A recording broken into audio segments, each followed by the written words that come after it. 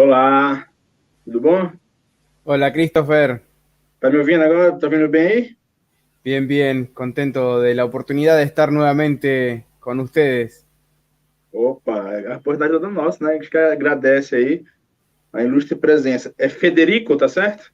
Sí, Argentino? sí señor, no portugués, Perfeito. no falo portugués. Só isso. Consegue, dá para entender, isso que é o importante. Sí, sí, Isso mostra a diversidade que a gente tem aqui na Latinoero, né? sí. Vamos lá, então.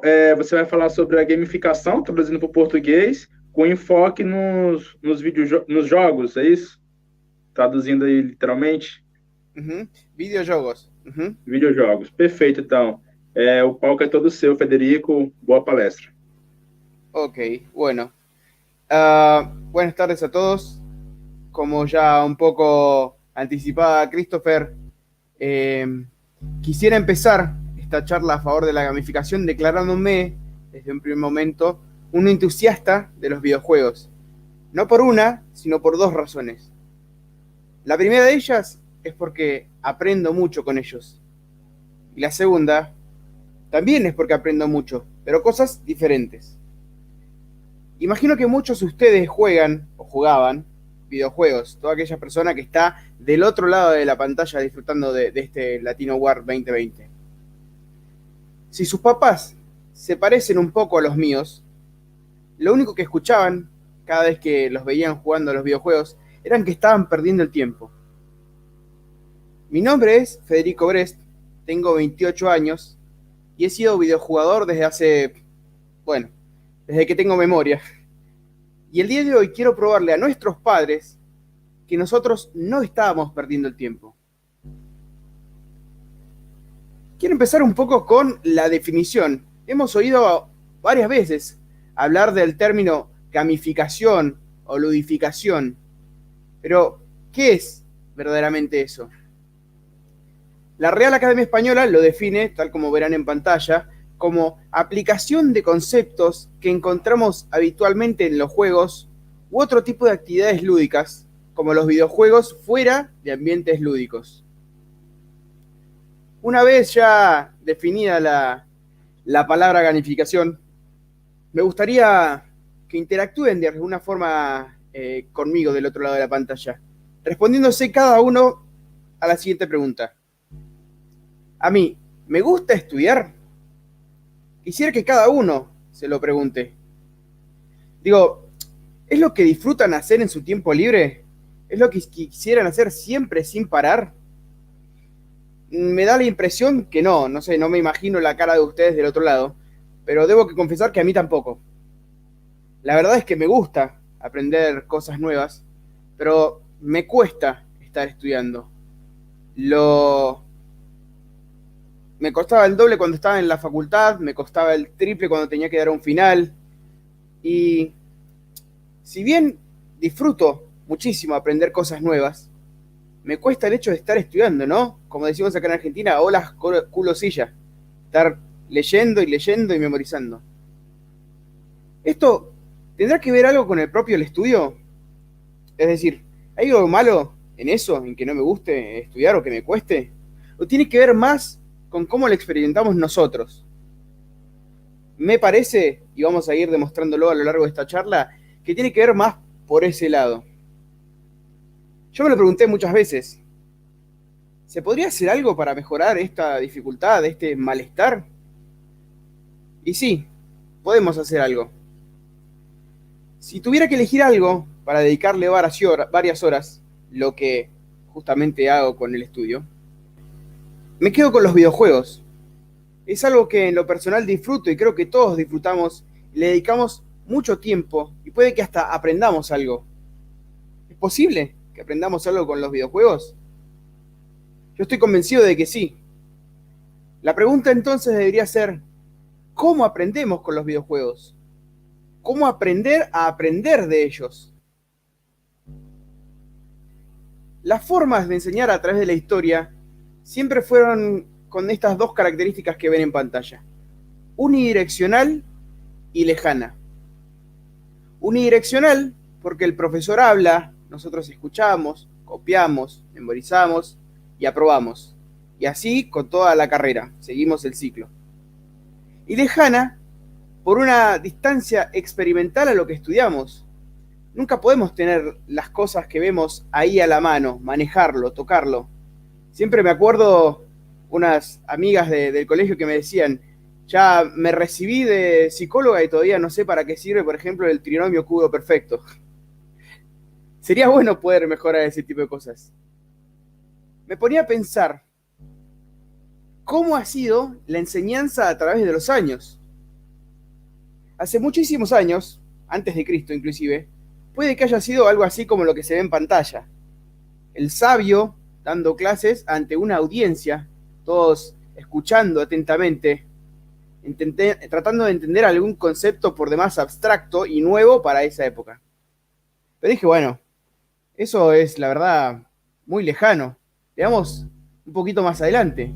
Y me fui más o menos a los años 50, más o menos a la edad de mis padres, y encontré esto. No veo que haya mucha más diferencia. Los alumnos copiando, memorizando, rindiendo. Entonces dije, bueno, la educación debe haber modificado a través del tiempo. Y no hasta hace mucho me encontré con algo así. Y quiero hacer hincapié en el no hasta hace mucho, porque claramente debido al COVID-19 y a la pandemia, la educación se convirtió en algo así. Fíjense que todo es muy parecido, el mismo esquema. Docente hablando, alumnos tomando nota, y con una pantalla peor todavía. ¿Cómo haces para practicar los nuevos conceptos, las nuevas cosas que te van dando con el transcurso de las clases? Ahora les consulto, ¿cómo se imaginan que podría ser la educación en un futuro?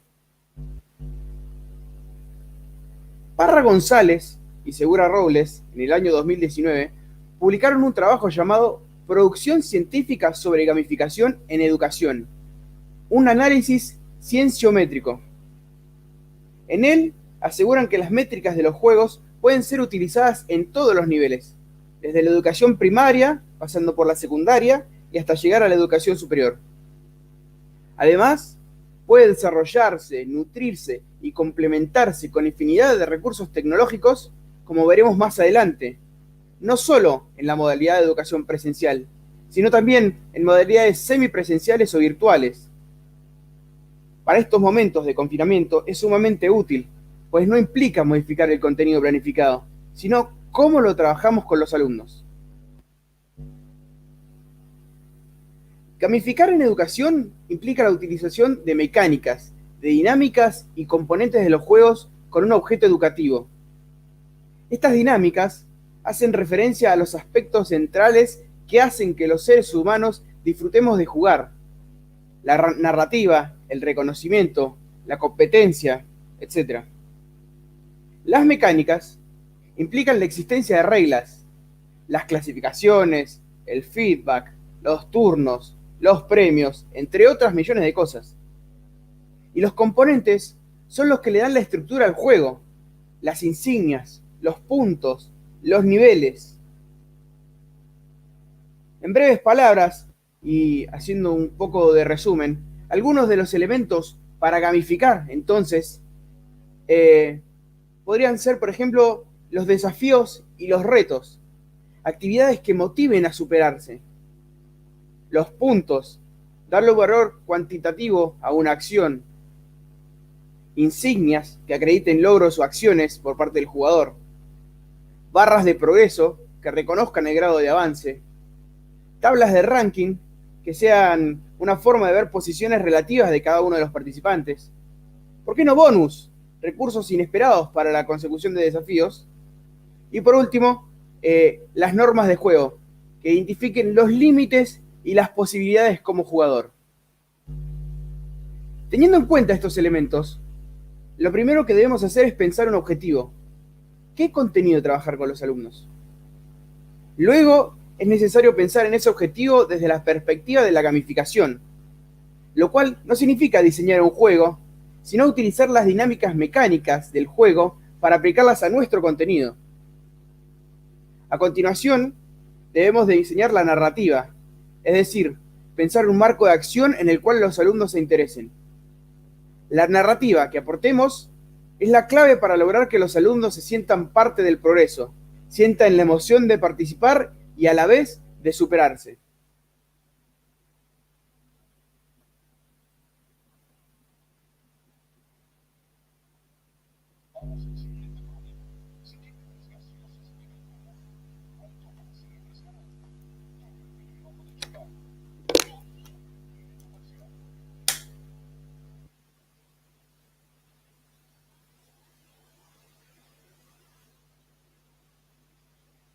Volviendo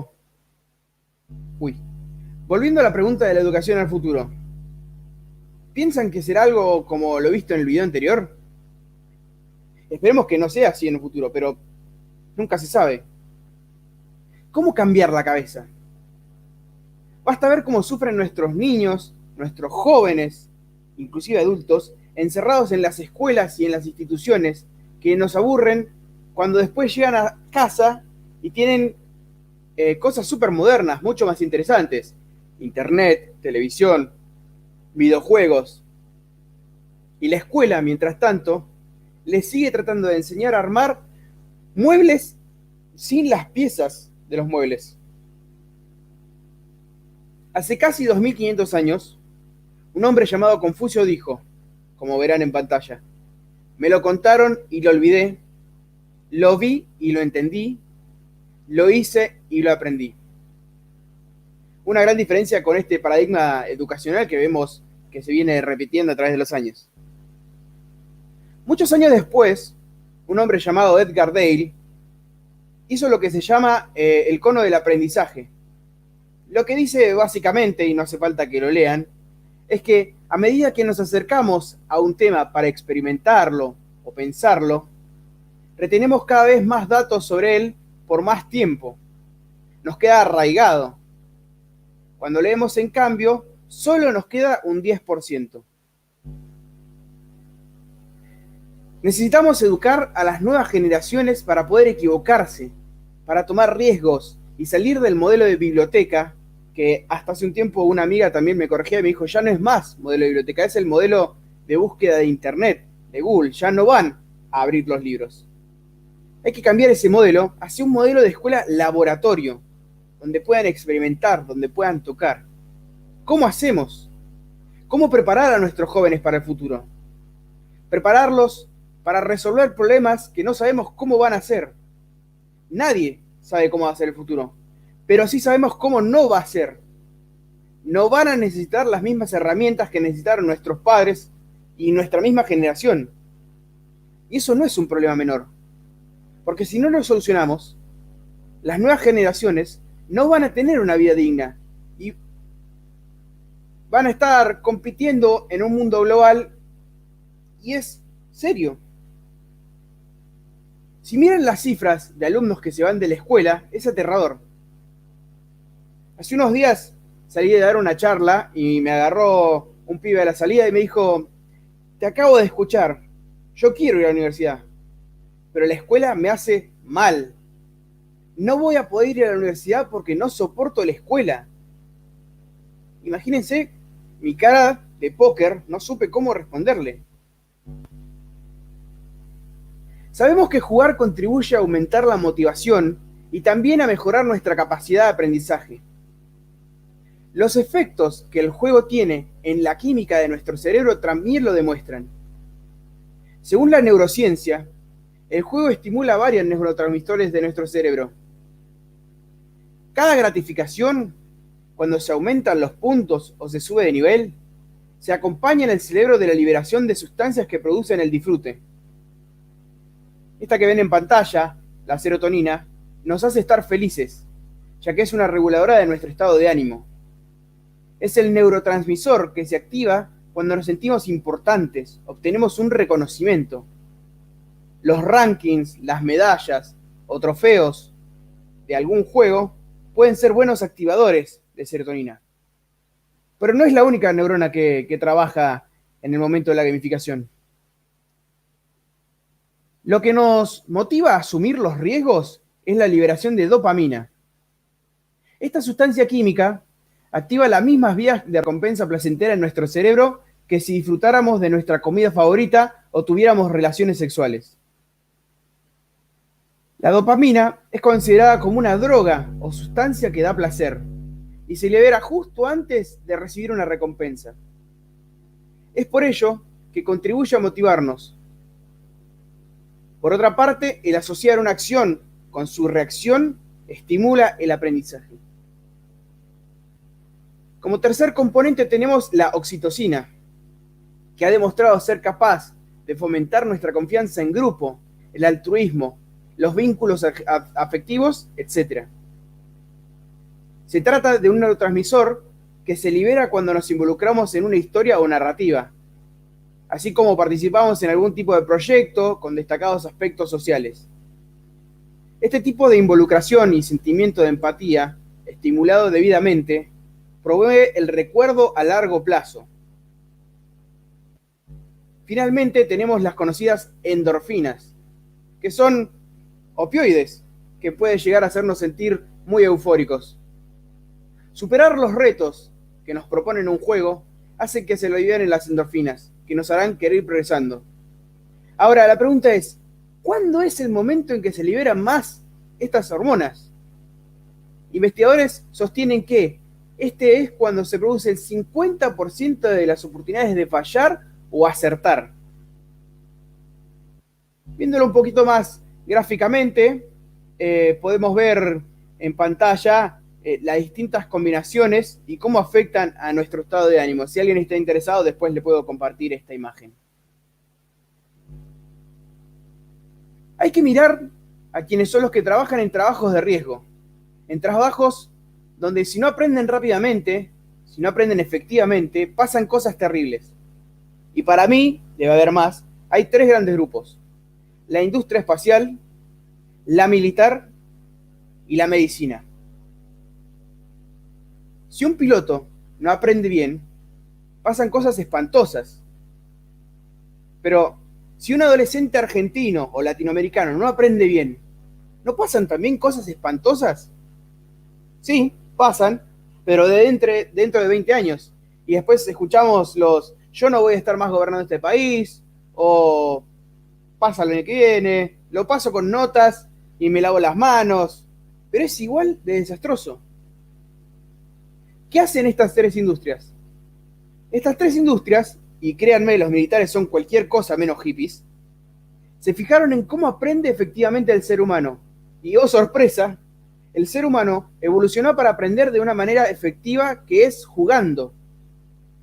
Obviamente, los militares son medio cuadrados y no van a decir jugando. Ellos le llaman, mejor dicho, simulación digital, que son nombres un poquito más serios para decir juegos y videojuegos. El piloto estudia en libros, mira películas, pero también tiene un simulador, un lugar donde puede hacer 2 cosas que son esenciales para aprender efectivamente. La primera, hacer. Por más que sea virtualmente, pilotea el avión, prueba cosas. Y lo segundo, y más importante aún, tiene un lugar para equivocarse. Porque el que hace, se equivoca. Y el que se equivoca, aprende. Jugando, los seres humanos aprendemos las cosas más difíciles. Aprendemos a hablar, a caminar, a interactuar con otros niños, entre otras cosas. Y de golpe, el jardín de infantes nos cae de sorpresa. O llegás a la escuela. ¿Por qué creen que los niños lloran el primer día de clase? Porque no hay juguetes. Y muchos de ustedes dirán, que nenes malcriados. Y no pasa por ahí. Los niños son suficientemente inteligentes como para saber que si no hay juguetes no se puede aprender. ¿Cómo hace un niño y cómo hace un adulto para aprender una nueva tecnología? Les cuento mi experiencia personal. El adulto, con un control remoto, con una tablet, cualquier dispositivo, se lo dan y dice, voy a apretar, no, mejor no, porque puedo romper todo, como ven en la imagen. El niño o la niña, en cambio, aprieta todo hasta que pasa algo. Y eso es la base del método científico. Por desgracia, después la escuela, la universidad, nos hace olvidarnos. Cuando nosotros jugamos, no queremos que nadie nos moleste. Estamos metidos en eso. Los videojuegos nos transmiten cosas, principalmente nos transmiten emociones. A veces nos asustamos, nos reímos, pero sobre todo disfrutamos. Nos motivamos a usarlos. No queremos soltarlos. Creo que sería muy bueno usar la motivación de los videojuegos para algo como la educación, para enseñar. En 1998, este hombre de nombre extraño, que no lo voy a pronunciar, definió un concepto que todo el mundo que utiliza videojuegos seguro lo va a conocer. El concepto se llama flow o experiencia flow. Lo que dice se puede explicar simplemente con una frase. Y apuesto que todos los dijimos alguna vez al estar frente a la computadora o a la televisión. La frase es: en 5 minutos termino y voy. ¿Y qué pasaba? Media hora después seguíamos y seguíamos y seguíamos. ¿Les pasó, no? Bueno, a mí sí. Y les aseguro que ahí estaban en flow. La escuela, lo espantoso que hace, es que nos hace tener miedo de equivocarnos. Si te equivocás, sos un tonto, te pongo mala nota, sos un repetidor. Ustedes observen a un niño o una niña jugando videojuegos. Si se equivoca, empieza de vuelta. Sí, a veces es frustrante no ganar, pero todos sabemos que la esencia del juego es que puede volver a empezar. Nadie agarra y dice, ah, no, ya está, no puedo. Cuanto más jóvenes empiezan a jugar videojuegos, los niños realmente se dan cuenta que pueden experimentar ellos y pedir ayuda, ya sea a Google, a sus compañeros de clase o a quien sea que esté. La simulación es una herramienta efectiva y que funciona, pero es complicada, es cara de hacer, pero funciona. Para seguir con esta charla, quiero llamar a un amigo mío, un tanto italiano, Super Mario. Los videojuegos inventaron una herramienta pedagógica muy efectiva que se llama tutorial. Enseñan a sí mismos, no vienen con un manual gigantesco, uno aprende haciendo cosas. ¿Cómo se aprende a jugar al Super Mario? Uno agarra el control, aprieta un botón, el personaje va para adelante, aprieta para atrás, el personaje retrocede. Este botón que hace, pumba, salta, y si hay una monedita, la guardamos. Buenísimo, aprendimos a jugar al Super Mario. Arrancamos, nivel 1. Aparecen los bichos feos estos, los Goomba. Si caminas, los tocas, pumba, te morís. ¿Y cómo hago? Moverme, me mata. ¿Qué es lo otro que aprendí? A saltar. Salto, pumba, los aplasto y pasé de nivel. Aprendí a lidiar con estos bichos. Genial. Paso de nivel, nivel 2. Aparece la tortuga Manuelita. Lo mismo. Camino, la toco, me muero. Salto, el caparazón sigue. Epa, ¿qué pasa? Bueno, yo sé caminar, saltar. ¿Qué pasa si ahora toco el caparazón? Sale el caparazón volando para Peguajó. Vencimos a Manuelita. Y de repente llegamos al nivel 3. ¿Qué pasa? Si lo toco pierdo, si le salto me pincha y pierdo. ¿Qué hacemos? Bueno, ¿cómo puedo lidiar? Así enseña un videojuego. Hay que combinar todo lo que fuimos aprendiendo con el transcurso de los niveles. Un videojuego da información y permite actuar, pero da la información necesaria en el momento necesario. Pocos leen un manual entero de 50.000 páginas para saber todo sobre los niveles de Mario antes de empezar a jugar.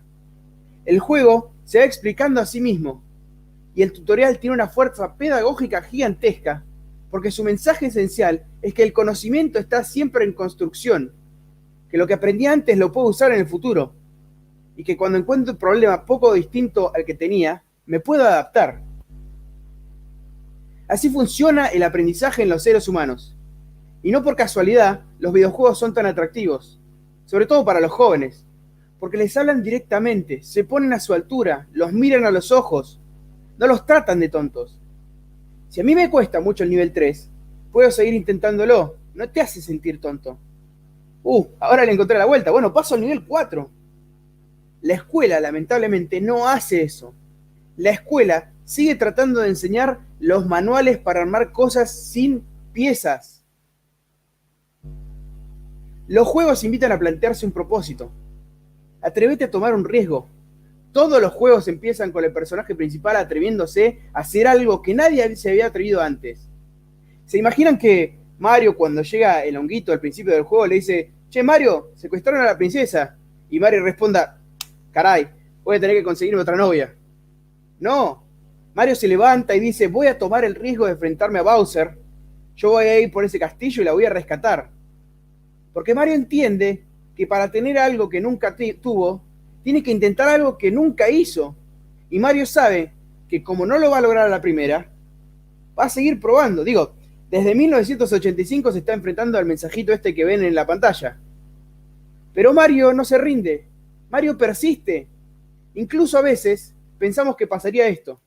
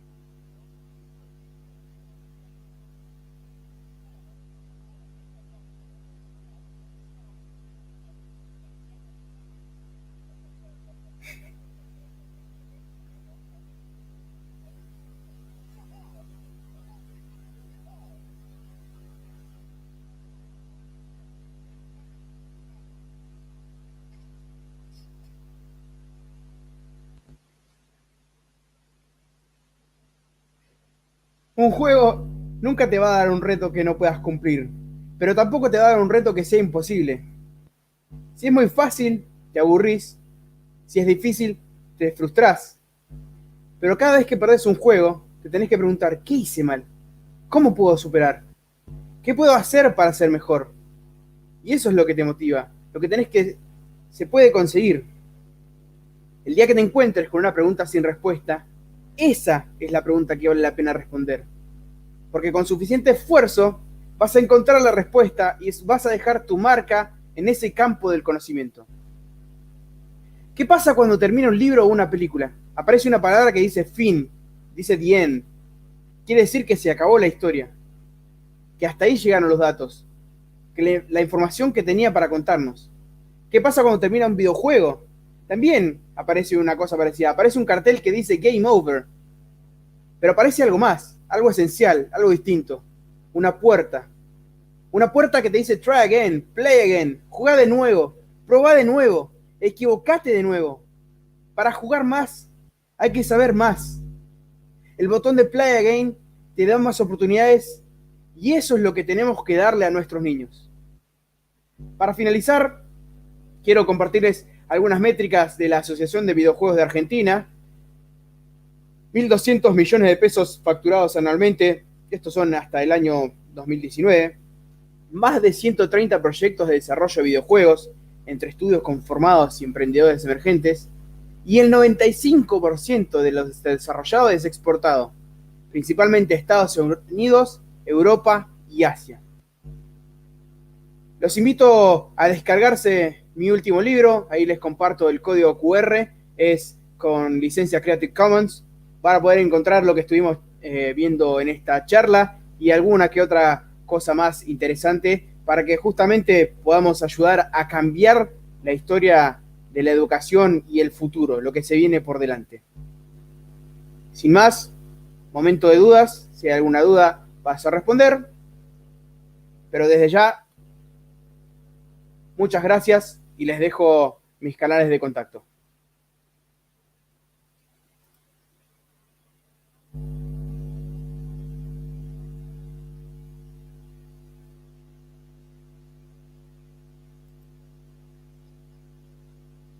Federico, muito obrigado pela palestra. É até nostálgico falar sobre o Mario, né? O Mario que faz parte da nossa infância aí, no Nintendo aí. Então, como meu primeiro videogame foi o Nintendo, meu pai trouxe, joguei muito Mario. Sou apaixonado por tatuagem, tem uma tatuagem do Mario no braço, então para mim é bem nostálgico isso daí, poder rever uma história baseada em cima do jogo do Mario. Agradecer de coração aí a palestra, então, tipo, Latinware aí quebrando, mostrando a diversificidade da América Latina inteira. Então, isso é muito bom para a gente, traz muita experiência para nós. Por favor, muchas gracias a ustedes nuevamente por la oportunidad y espero estar presente en próximos eventos. Pronto, perfeito.